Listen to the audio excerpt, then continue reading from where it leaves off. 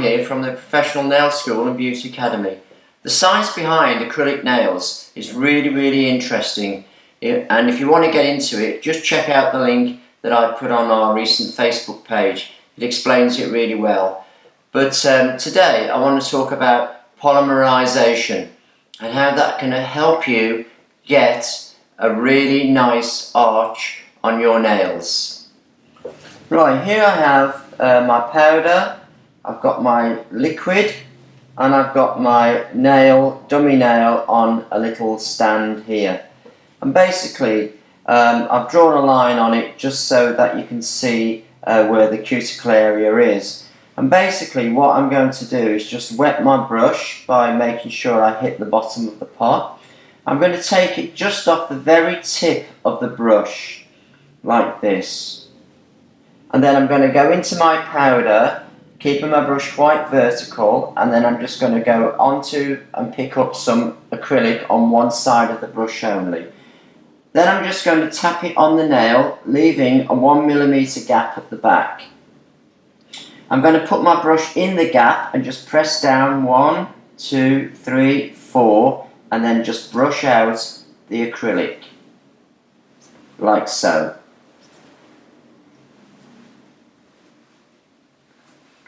Now that gap at the back is very important, because that's where you tap down.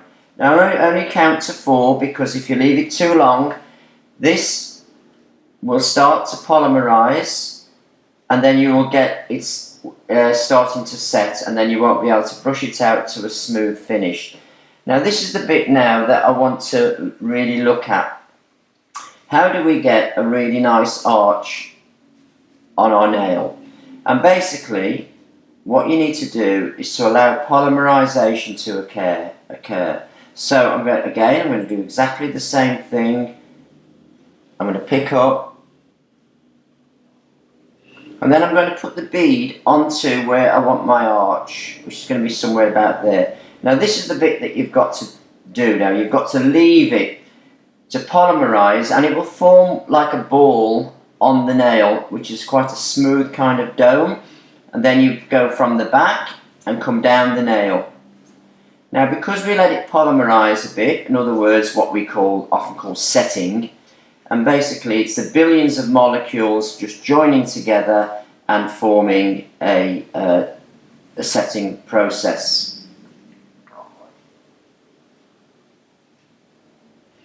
Now if I felt that arch wasn't big enough, I can still go back and just put a bit more on if I want to there. Just leave it to polymerize again. As you can see, it's just forming that little sort of bead on the top, which is going smooth.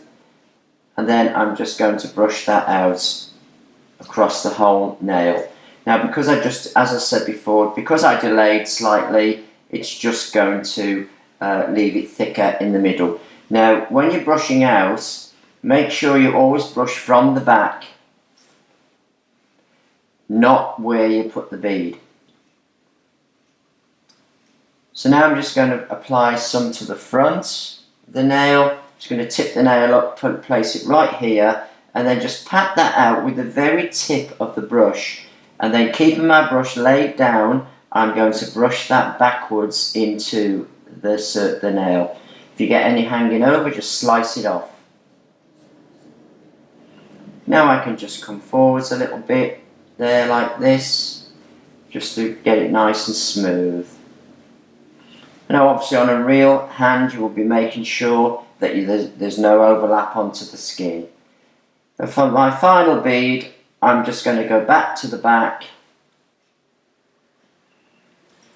place it here, 1mm gap, 1, 2, 3, 4, pressing in the gap, and then going right from the very back, just smooth it out across the whole nail. Now what you should have achieved now, you should have achieved a thin layer at the back, just going up to the cuticle where you left the space, and you should have a heavier section in the center, which is what we call the arch, and then it should just fade down towards the front, but not be too thick on the front. so you have got this rising curve going back down at the cuticle. So it comes thin, rises up, comes back down. And also you need this shape here as well, which will automatically happen.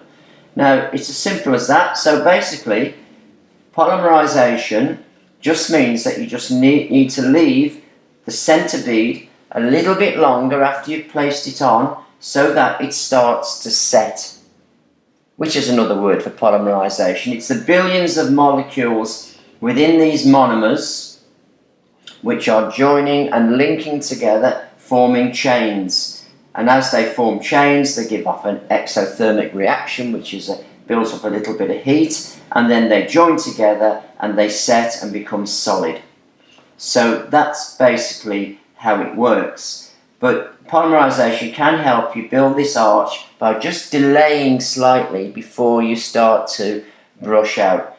Now you probably noticed when I was doing this nail here, I didn't use any of the patting methods that you see a lot of people doing.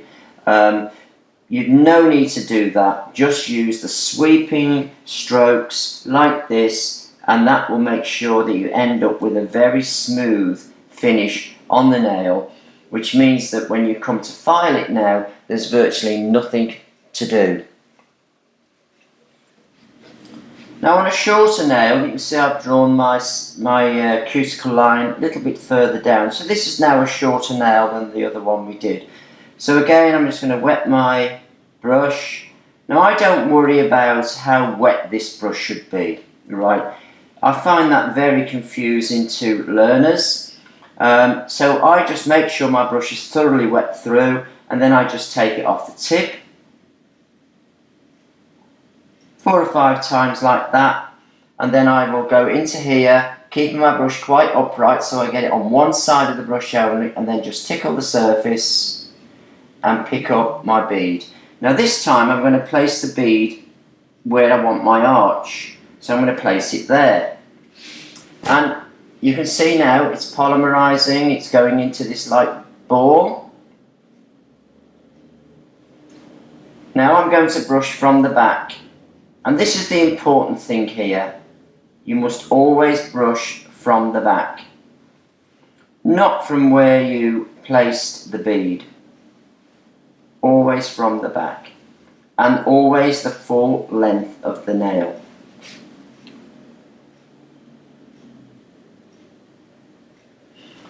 Now I'll go to the front and just put my piece on the front here.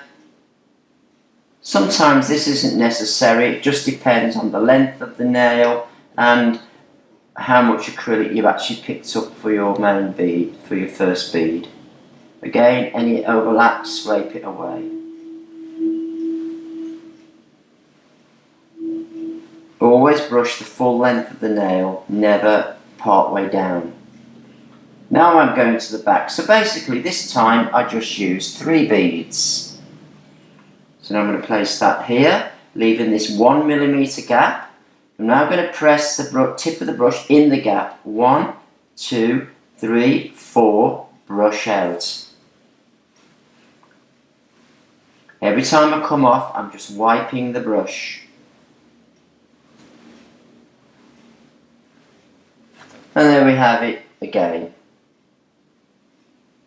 So it is very, very simple to do. I always tell my students that the most difficult part of your course is going to be nail shaping. And because all the tips have to be the same length, same shape, and they often say, oh no, I thought the acrylic was going to be the most difficult. Well, it isn't. Applying acrylic is very straightforward. As long as you don't get confused with all this patting and pushing and how wet my brush should be and things like that. You basically just keep it very simple, straightforward, and always brush the full length of the nail. So I hope you found that helpful, and don't forget, we're always here to help. You don't have to have done a course with us. If you've got a little question you'd like to ask me, just inbox it below. and I will do my best to answer that question for you. So it's John here signing off. Bye for now.